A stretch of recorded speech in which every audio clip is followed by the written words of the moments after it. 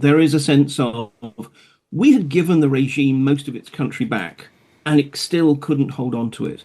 Because the bottom line is that although the Russians had never sent much in the way of ground forces to Syria, essentially their role was to provide air power more than anything else.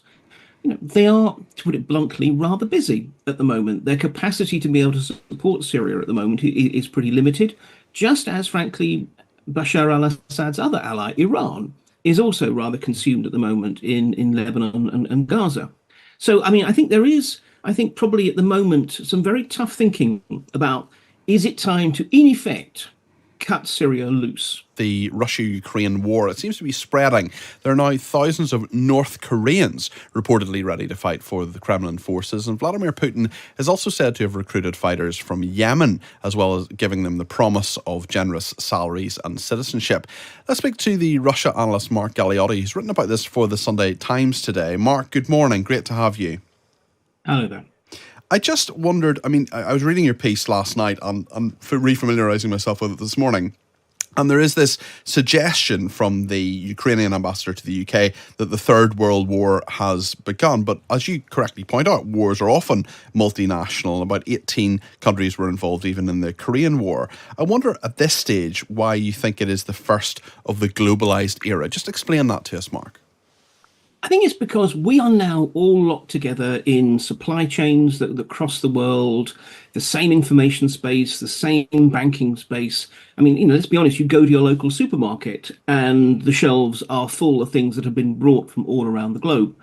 In that context, it's not surprising that in a major industrial war like this one, you suddenly find that everyone is involved, that for the Americans to send ammunition to Ukraine, they have to buy it from South Korea.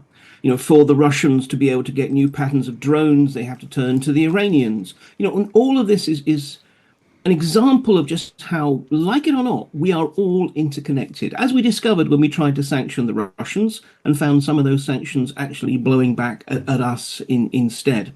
So it's really a question of actually trying to understand just how interlocking all the different parts of this conflict are.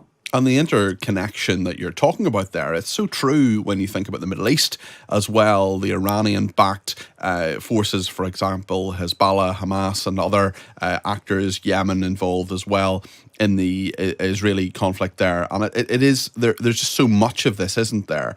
And just tell us sort of why you think this happens. Not, obviously you've told us how it happens, but also why. Well, I mean, I think unfortunately, it's an example of what Lenin described as everything connects to everything else.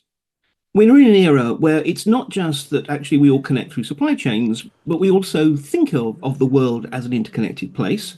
And certainly the Russians are particularly good at identifying the global weak spots in the Western alliance and finding ways of bringing pressure to bear, whether that's in terms of supporting some authoritarian regime in Africa in order to distract Europe, for them to think, oh my gosh, is the real main threat going to come from refugees coming from the south rather than the Russians in Ukraine?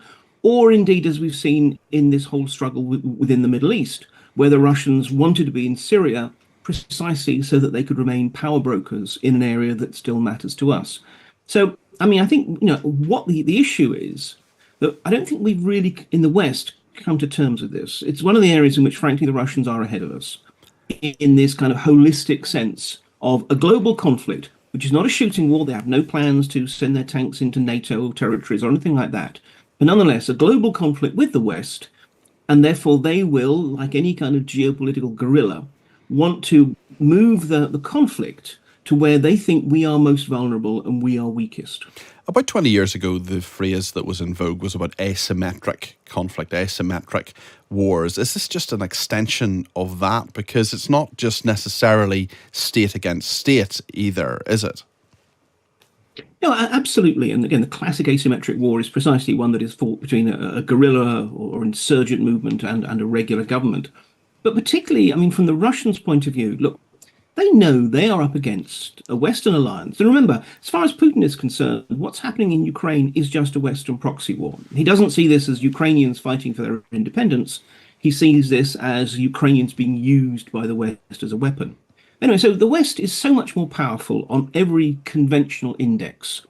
whether we're talking about military strength, economic strength, technological advancement, or whatever.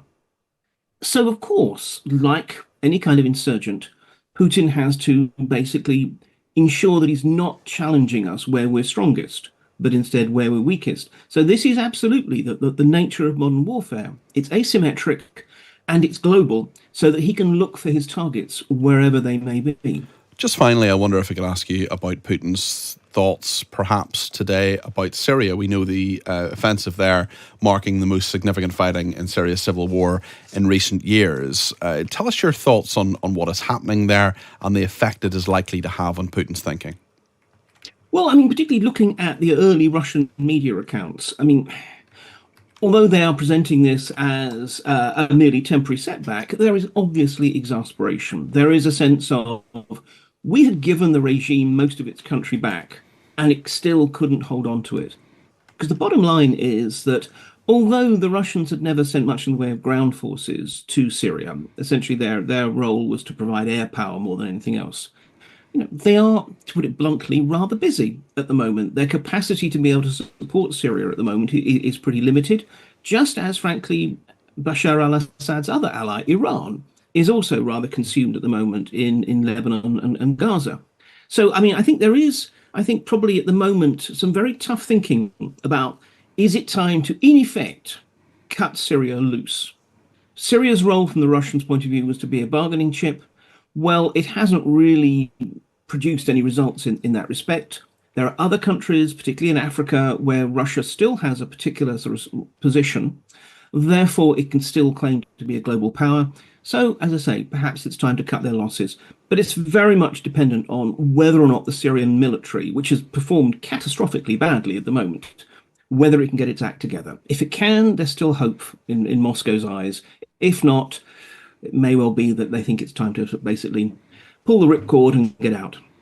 Mark, I always learn so much when I talk to you. Thank you so much, Mark Galeotti there, who has a really interesting article. It's in the Sunday Times today. Ukraine isn't a third world war, just the first of the globalised era is the headline. You can read it, of course, in the physical paper or with your digital subscription.